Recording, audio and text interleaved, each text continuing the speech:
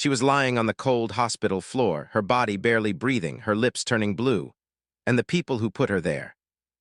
They were sitting at a dinner table just 3 miles away, laughing, clinking glasses, celebrating. They thought it was over. They thought she was gone. They thought they had finally gotten rid of the one woman who stood between them and everything they wanted. But here's what they didn't know. Here's what nobody in that small town of Millfield, Ohio, knew. The woman they poisoned, the woman they dismissed, the woman they mocked and humiliated for years. She wasn't just a quiet schoolteacher struggling to pay her rent. She was the sole heir to a $340 million pharmaceutical empire, and the very poison they used to kill her was manufactured by the company she was about to inherit. Let that sink in for a moment. Welcome back to his hidden worth. Sit down, take a breath. Because this story is going to break your heart before it sets it on fire. Her name was Eleanor Grace Whitfield, but everyone in Millfield just called her Ellie. And the way they said it. It wasn't kind. It was the kind of nickname people give to someone they've already decided doesn't matter. Short, dismissive. Like she was just furniture in the background of everyone else's more important lives. Ellie was 34 years old, and from the outside, her life looked painfully ordinary. She drove a 2009 Honda Civic with a cracked side mirror that she'd been meaning to fix for 2 years. She lived in a small, 2-bedroom apartment on the corner of Cedar and 5th, where the radiator made a groaning sound. Every winter like it was personally offended by the cold. She shopped at the discount grocery store on Sunday mornings, always with a list, always with coupons, always counting the dollars and cents in her head before she reached the register. She taught 4th grade at Millfield Elementary School, and she loved those kids. That's the thing you need to understand about Ellie. Whatever the world took from her, whatever it denied her, whatever it tried to squeeze out of her spirit, she poured all of it back into those 8- and 9-year-olds who sat in her classroom every morning. She stayed late grading papers. She bought school supplies with her own money when the school budget ran dry. She memorized every single student's birthday and brought in homemade cupcakes, decorated with little fondant stars. Because she believed every child deserved to feel like the center of the universe at least once a year. She was the kind of person who held the door open for strangers even when she was running late. The kind of person who left encouraging notes on her neighbor's doorstep when she heard them crying through the thin apartment walls. The kind of person who gave away her umbrella in the rain. But in Millfield, Ohio, kindness without money is practically invisible. And Ellie Grace Whitfield was, for all practical purposes, invisible. She hadn't always lived like this. There was a time, a long time ago, when Ellie's life had been something else entirely. Something bigger. Something that felt almost like a dream now, so faded and distant that some days she wondered if she'd imagined it. Her father, Dr. Raymond Whitfield, had been one of the most respected biochemists in the United States. He'd founded Whitfield Biopharmaceuticals in 1989, starting from a single lab in a rented warehouse in Columbus, Ohio. By 2005, the company had grown into a powerhouse manufacturing life-saving medications, holding dozens of patents, employing over 4,000 people across 5 states, and generating revenues that put it on the Fortune 500 list. Raymond Whitfield was not just wealthy, he was brilliant, principled, and deeply private. He believed that money should never be worn on the outside. He drove a modest car. He wore simple clothes. He sent Ellie to public school instead of private academies because he wanted her to understand the real world. Real worth, he used to say, placing his hand on young Ellie's shoulder, isn't measured in what people can see, sweetheart. It's measured in what you carry on the inside when everything on the outside is stripped away. She never forgot those words, not even on the worst days. Her mother, Catherine Whitfield, had passed away when Ellie was just 11 years old. Breast cancer, swift and merciless. And the loss had forged something quiet and resilient in Ellie's character, a deep, unspoken strength that didn't announce itself, that didn't need an audience. She simply endured. She simply kept going. After Catherine's death, Raymond had thrown himself into his work. He loved Ellie fiercely, but grief does strange things to people, and Raymond's strange thing was building walls. He communicated through acts of provision rather than words of affection. Ellie grew up financially secure but emotionally lonely, which is its own particular kind of poverty. Then, when Ellie was 26, Raymond had a stroke.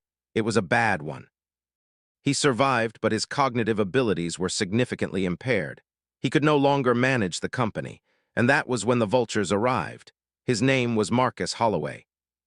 And the moment you heard him walk into a room, you knew he was the kind of man who'd spent his entire life making sure other people knew exactly how important he was. Marcus had married into the Whitfield family 6 years before Raymond's stroke.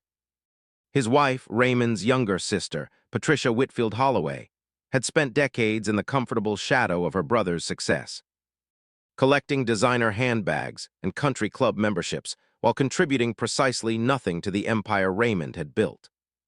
When Raymond fell ill, Marcus moved fast. He'd been preparing for this moment, actually. Quietly, methodically, the way a snake moves through tall grass, unhurried, undetected, deadly. Using Patricia's family connection and a series of carefully forged documents, Marcus positioned himself as Raymond's trusted representative, and within 18 months, had managed to have himself appointed as acting CEO of Whitfield Biopharmaceuticals. The board of directors, half of whom he'd cultivated through strategic whining and dining over years, didn't object loudly enough to matter. But there was one problem. One very significant, very legal, very unmovable problem. Raymond's will, drawn up years before his stroke by the most meticulous estate attorney in Columbus, was airtight. Everything. The company, the patents, the properties, the offshore accounts totaling $340 million in assets. All of it was to pass directly to Eleanor Grace Whitfield upon Raymond's death. Not Patricia. Not Marcus. Ellie. Marcus had discovered this 18 months ago, and the discovery had turned something cold and calculated behind his eyes into something far more dangerous. Ellie didn't know about the will. Raymond had always planned to tell her himself when the time was right, when he was stronger. But the stroke had stolen that conversation. And Marcus intended to make sure she never found out. His accomplice in Millfield was a woman named Sandra Keene. Sandra was everything Ellie was not, at least on the surface. She was polished, articulate. She wore expensive clothes and drove a new Mercedes SUV and hosted dinner parties where she served French wine and talked about her upcoming trips to Europe with the practiced ease of someone who needed you to know she could afford them. Sandra was also the principal of Millfield Elementary School. She had been Ellie's boss for 4 years. And in those 4 years, she had made it her quiet, persistent mission to undermine Ellie at every turn. She marked down Ellie's performance reviews with vague criticisms. She assigned Ellie the most difficult classroom situations, the kids with the most complex behavioral needs, and then documented every imperfect outcome. She spread whispers in the teacher's lounge that Ellie was emotionally unstable, and not management material and sweet, but honestly, not particularly bright. What most people in Millfield didn't know was that Sandra Keene and Marcus Holloway went back 15 years. They dated briefly in their 20s. And Marcus had made sure to rekindle that old connection the moment he realized Eleanor Whitfield was living, completely oblivious, right under Sandra's thumb. Sandra didn't know about the $340 million. Marcus told her just enough, that Eleanor was the daughter of a wealthy man and needed to be kept distracted, demoralized, and discredited. He made it worth Sandra's while financially. And Sandra, who had always envied Ellie's genuine warmth and the way students adored her, needed very little convincing. Then there was Derek Palmer. Derek was Ellie's ex-boyfriend of 3 years. Handsome in a practiced, magazine cover sort of way, charming at dinner parties. The kind of man who said all the right things until you loved him, and then gradually, slowly, let you see who he really was. Derek had a gambling problem that Ellie had tried, desperately, to help him through. She'd loaned him money she couldn't afford. She'd sat with him through shame spirals and 3 a.m. confessions and promises that this time he meant it, this time things would be different. He had cheated on her twice. She'd forgiven him once. The second time, she'd quietly, tearfully packed a bag from his apartment and left without a scene. That was Ellie's way. No drama, no spectacle. Just a clean break and a broken heart she carried privately. What she didn't know was that Derek, drowning in gambling debts that had reached a terrifying level, had been approached by Marcus Holloway 6 months ago. Marcus had offered to clear every one of Derek's debts, over $180,000 in exchange for one thing. Stay close to Alina, watch her, report on her movements. Let them know if she received any communications from lawyers or from Raymond's care facility. And if the time came when something more was needed, be ready. For 2 years, Ellie lived under a pressure she couldn't fully see or name. It was like standing in a room where the walls are moving, just an inch at a time, so slowly you almost convince yourself you're imagining it. At school, Sandra had begun building a formal case against her. Every time a parent complained, and Sandra made sure there were complaints. Steering difficult conversations, she should have handled herself straight back to Ellie's classroom door. It went into a file. Sandra started showing up unannounced during Ellie's lessons, sitting in the back of the room with a clipboard. Her pen moving with the deliberate theatricality of someone who wants you to watch them write things down. "I'm just concerned," Sandra would tell the other teachers, her voice dripping with performative worry. "Ellie seems scattered lately, have you noticed? It's sad, really." "I hope she's okay." She wasn't, but not for the reasons Sandra implied. Ellie's father was declining. Raymond's care at the Cedar Hill Memory and Rehabilitation Center in Columbus was costing more than Ellie's teacher's salary could sustain. She'd been supplementing with her savings, which were running out. She visited him every second Saturday, a 2-hour drive each way. And each visit was a quiet devastation, watching the man who had shaped her entire understanding of integrity and worth sit in a sunlit chair by the window, sometimes recognizing her, sometimes looking at her with the polite confusion of a stranger. She never cried in front of him. She saved the crying for the drive home, singing along to the radio with a shaky voice because she needed to feel like she was still there, still whole, still present. Derek had come back into her life 3 months ago. He'd shown up at her apartment door on a Tuesday evening with takeout food and an apology that sounded, despite everything, achingly sincere. He said he'd been going to meetings, said he was getting better, said he missed her. Ellie, who was lonely in the particular way that only deeply giving people can be lonely, surrounded by people she'd given everything to, with nothing much given back, had let him in. She thought she was giving love a second chance. She was actually opening the door to something that could kill her. The humiliation at school reached its peak on a Thursday in November. Millfield Elementary was hosting its annual Excellence in Education assembly, a big deal in the district, with parents invited, local news cameras present. The superintendent himself sitting in the front row. 3 teachers were to be recognized. The whole school knew Ellie's name had been on the shortlist. Her students had actually written her letters as part of the nomination process, 23 handwritten letters from 9-year-olds, filled with the glorious, unself-conscious honesty that only children possess. Miss Whitfield stayed with me at lunch when I was sad. Miss Whitfield made math feel like an adventure.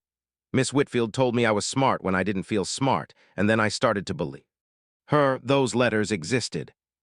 Sandra Keene had received them. Sandra Keene had read every single one. And Sandra Keene had removed Ellie's name from the list and replaced it with a teacher who had been at the school for 3 months and whose primary qualification appeared to be that she made Sandra laugh at staff meetings. When the 3 names were announced, Ellie sat in the 4th row of the assembly hall with her hands folded in her lap and her face perfectly, painfully composed. She clapped. She smiled. She was generous in her applause even as something inside her chest cracked quietly, like ice on a winter lake. Afterward, in the teacher's lounge, she overheard Sandra telling the assistant principal, "Honestly, Alina is a perfectly adequate teacher, but excellence requires a certain spark. A certain leadership quality. She's just not quite there. Just not quite there." Ellie poured herself a cup of coffee, turned around, and walked back to her classroom. She sat at her desk for a long time after the building emptied out. The drawings her students had made were pinned to the walls around her. Little handprint turkeys from Thanksgiving. A paper chain spelling out, "We love Miss Whitfield." A drawing of her at the front of the classroom, rendered in crayon by a 7-year-old named Marcus Torres, in which she appeared to be wearing a crown. She touched the corner of that drawing very gently, just not quite there. She whispered it back to herself once quietly so she could hear how wrong it sounded. Then she picked up her bag and drove home in the November rain. It was a Saturday in December. Ellie had spent the morning grading papers at her kitchen table, drinking coffee and listening to a jazz station on her phone. Simple pleasures. She was good at finding them, even when they were the only pleasures available. Derek had been staying with her for 2 weeks, supposedly helping. Making dinner sometimes, bringing flowers, saying the right things at the right moments. Ellie was starting to feel something she hadn't felt in a long time. Safe. How cruel the universe can be with its timing. That evening, Derek cooked for her. A proper dinner, chicken piccata, roasted vegetables, a bottle of wine that he said he'd been saving for a special occasion. He was affectionate. He lit candles. He put on music she loved. Ellie sat across from him at her small kitchen table in the warm candlelight and thought, maybe this is what turning a corner feels like. She ate. She drank the wine he poured. She laughed at something he said, and then about 40 minutes later she started feeling wrong. Not dramatically, not all at once. It started as a heaviness in her limbs, the kind that might be tiredness except it was moving too fast, spreading too quickly. Then a strange tingling in her fingers. Then nausea, rising like a tide. "Derek," she said, her voice sounded far away. "Something's wrong." He looked at her across the table, and she would never, for the rest of her life, forget the expression on his face in that moment. He didn't look scared, he looked relieved. "Derek," she tried to stand, the room tilted violently. She reached for the table edge and missed it entirely, her hand sweeping through air. And she went down, not dramatically, but slowly, helplessly. Her body refusing every instruction her mind was sending. The last thing she heard before the darkness took her was her phone hitting the kitchen floor. And then a male voice, Derek's voice, speaking quietly, quickly, like someone reporting in. "It's done," he said. "She's down." What happened next is documented in the emergency medical records of Millfield General Hospital. At 9:47 p.m. on December 14th, an anonymous 911 call was made from a payphone 2 blocks from Ellie's apartment. The caller, a woman whose voice was later described as shaking badly, reported that a woman had been poisoned at that address and needed immediate help. Paramedics arrived at Ellie's apartment at 9:52 p.m. She was lying on the kitchen floor, unconscious, her lips bluish, her breathing shallow and dangerously slow.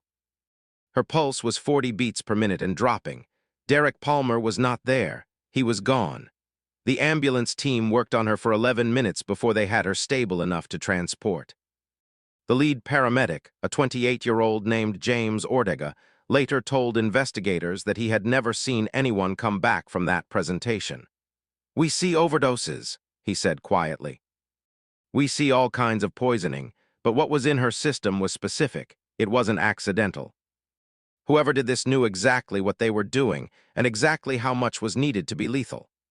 At 10:19 p.m., Alina Grace Whitfield arrived at Millfield General Hospital in critical condition. The attending physician ordered a full toxicology panel. And what came back from that panel would set off a chain reaction that nobody, not Marcus Holloway, not Sandra Keene, not Derek Palmer, had anticipated even slightly. Because the compound found in Ellie's system was a synthetic sedative compound, registered patent number 7,891,045, filed by Whitfield Biopharmaceuticals, Columbus, Ohio. Ellie was unconscious for 31 hours. During that time, in the quiet world behind her closed eyes, she was not aware of the machinery that had begun moving around her. She was not aware of the phone calls being made. She was not aware of the specific and irreversible sequence of events that her near-death had triggered. She was only aware of a dream. In the dream, she was 11 years old, standing in a sunlit kitchen. Her mother was there, Catherine, beautiful Catherine, with her dark hair and her flour-dusted apron, and she was making bread. And young Ellie climbed onto the kitchen counter the way she always used to and watched her mother's hands moving with that easy, practiced grace. "Mama," Dream Ellie said, "are we going to be okay?" Catherine looked up from the dough and smiled. It was the most real smile Ellie had ever seen, in dreams or in waking life. Warm and steady and absolutely certain. "Baby," her mother said, "you have always been more than they could see. You always will be. Just hold on a little longer." Ellie held on. When she opened her eyes, the first thing she saw was the acoustic tile ceiling of a hospital room. The second thing she saw was a face she didn't recognize, a man in his mid-50s, silver-haired and serious. sitting in the chair beside her bed with his hands folded, and an expression that combined professional composure with something that looked almost like awe. "Ms. Whitfield," he said quietly, "my name is Robert Gallagher. I'm a senior partner at Gallagher, Penn and Associates in Columbus. I am your father's estate attorney." Ellie blinked. Her mouth was dry. Her body felt like it had been wrung out and hung up to dry. "My father," she whispered. Robert Gallagher leaned forward slightly. "Miss Whitfield, there are some things I need to tell you. Several of them are going to be very difficult to hear.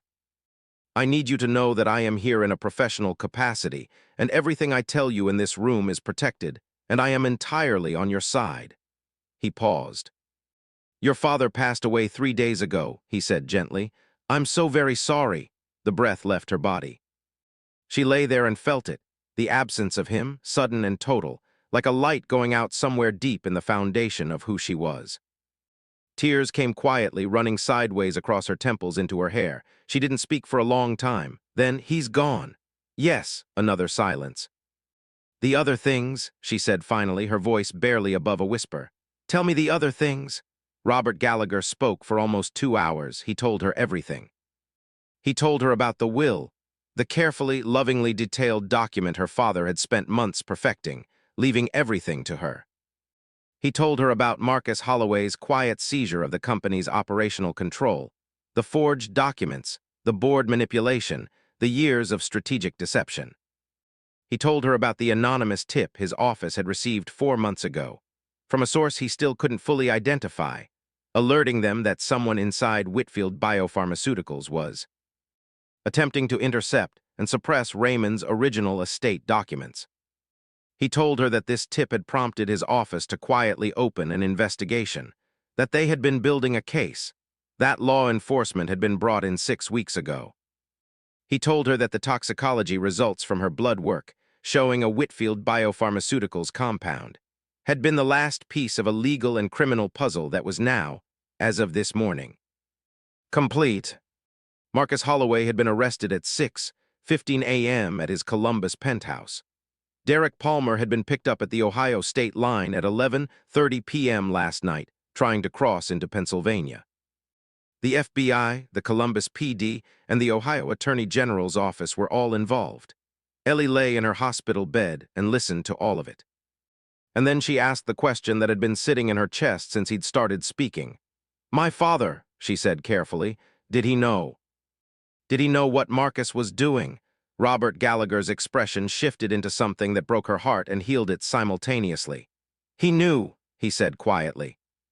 "In his lucid periods, and there were more of them than the care facility reports indicated, because he wanted it that way. He wanted Marcus not to know he was still cognitively present. He understood what was happening. He dictated letters to me. He gave me instructions. He was protecting you the only way he still could." He reached into his briefcase and produced an envelope. On the front, in handwriting that was slightly trembling but unmistakably her father's, were 3 words, "For my Ellie." She held it for a long time before she opened it. When she finally did and read the words inside, words she would never share with the public, words meant only for her, the thing that broke in her was not grief. It was the last wall she'd been holding up for years, the one she'd built to keep surviving, the one that had protected her through every dismissal and humiliation and quiet devastation. It broke open, and underneath it was everything she'd always been, finally free. 3 weeks later, on a Monday morning in January, Millfield, Ohio, woke up to something it hadn't expected. The story had been on the national news. The arrest of Marcus Holloway, CEO of one of the country's most prominent pharmaceutical companies, charged with conspiracy to commit murder, fraud, embezzlement. And a list of federal charges that ran 17 items long had been covered by every major outlet. His wife Patricia, who investigators determined had been aware of at minimum the financial fraud, though possibly not the poisoning, had retained separate legal counsel and was cooperating. Derek Palmer had taken a plea deal. He would be going to prison. Sandra Keene, whose connection to Marcus was exposed through Derek's testimony and electronic communications, had been placed on administrative leave pending investigation by the school district. The Ohio Department of Education had launched its own inquiry. But the thing that Millfield itself had not fully processed, the thing that hadn't quite landed yet as real, was the name at the center of it all. Eleanor Grace Whitfield, their Ellie. The woman with the cracked mirror on her Honda Civic. The woman with the coupons at the discount grocery store. The woman who made cupcakes for her students' birthdays and wore the same 3 pairs of shoes on rotation. The sole heir to Whitfield Biopharmaceuticals. Worth, conservatively, $340 million. The moment of public revelation came on a Tuesday. Ellie had been recovering at her apartment, surrounded by 23 fourth graders worth of get well soon cards that had been delivered in an enormous manila envelope by the substitute teacher, along with a note written collectively by the class that simply said, "We need you back." The substitute doesn't know about the Tuesday song.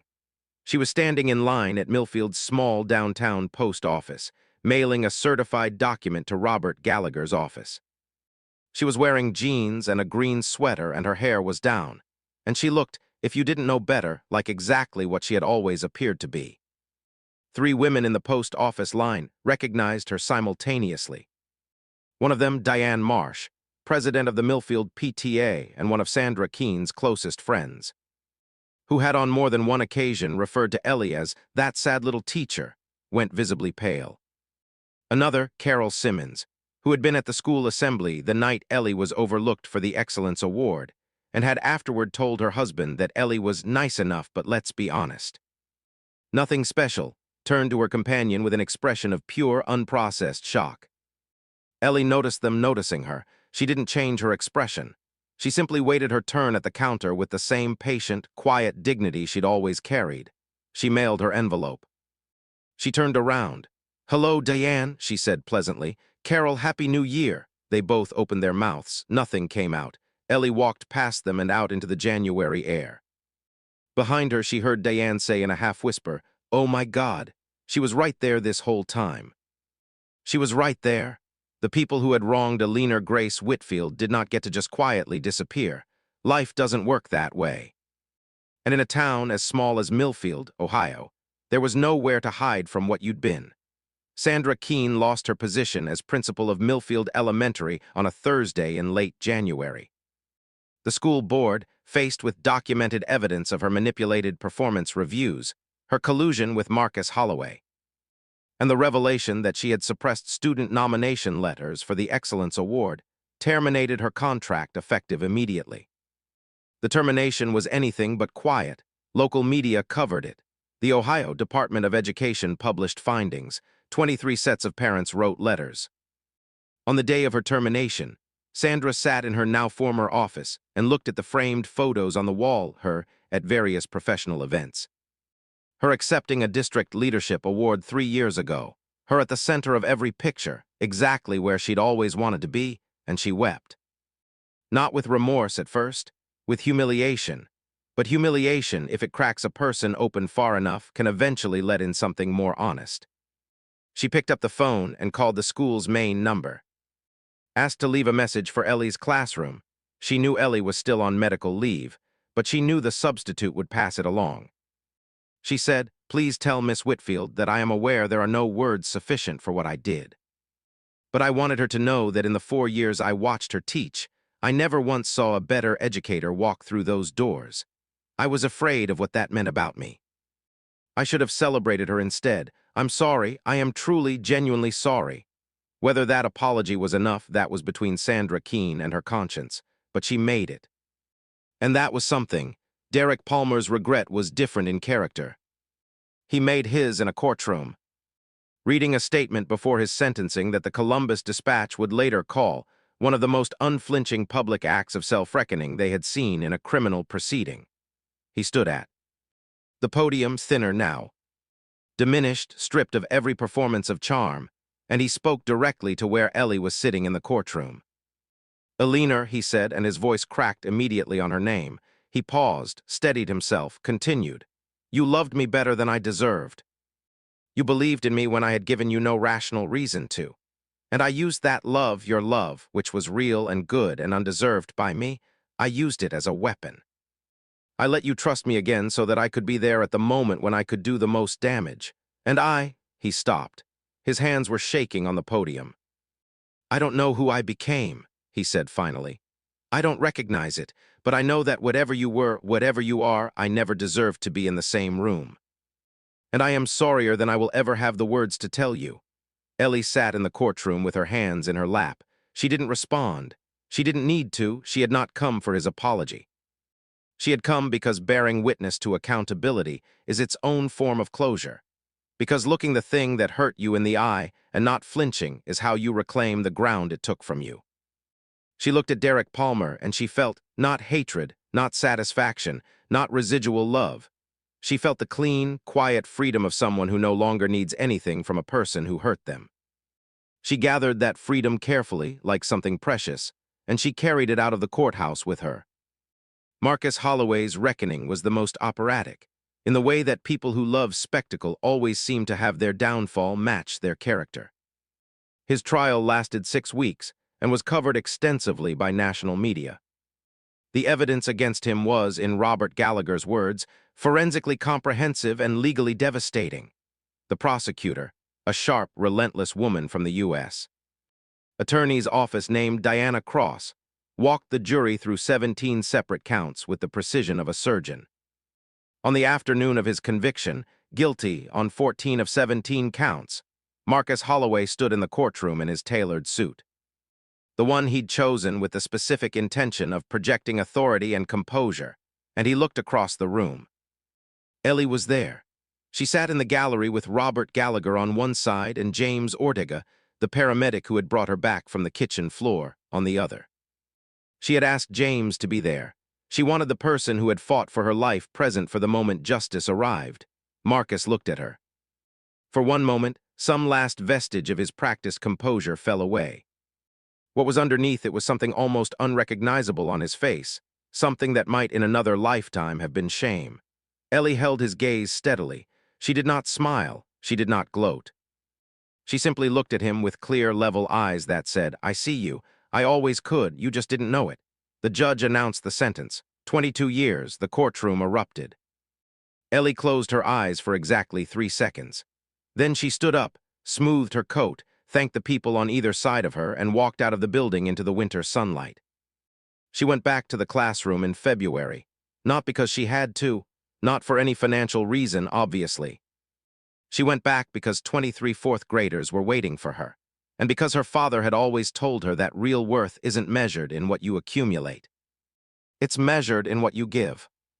She walked into Millfield Elementary at 7:45 a.m. on a Monday morning, and the first thing she saw was the paper chain that still spelled out, "We love Miss WHITFILD," strung across her classroom door. And the first thing she heard was her class, who had somehow been tipped off by the substitute that she was coming back, breaking into a completely uncoordinated, wildly enthusiastic rendition of what could only be described as their very own original welcome back song. The kind of musical chaos only 9-year-olds with no regard for rhythm or pitch can produce. She stood in the doorway and laughed. She laughed until the tears came, and she let them come, right there in front of 23 small people who deserved to see that their teacher was human and whole and completely. Overwhelmingly happy to be back. "Okay," she said when she could speak. She walked to the front of the classroom. She put her bag down. She looked around at them, at Marcus Torres, who had drawn her wearing a crown, at little Sophia Reyes, who cried every time Ellie read aloud because she felt everything so deeply, at Noah Kim, who was the brightest kid in the class and didn't know it yet, at all 23 of them. "Now," she said, "where were we?" In the months that followed, Ellie, now fully in control of Whitfield Biopharmaceuticals, working closely with Robert Gallagher and a newly restructured board, made a series of decisions that became something of a legend in both the pharmaceutical industry and in Millfield, Ohio. She increased wages for every employee at the company's facilities, prioritizing the lowest-paid workers. She established a foundation in her mother Catherine's name, funding breast cancer research and providing financial support to families navigating serious illness.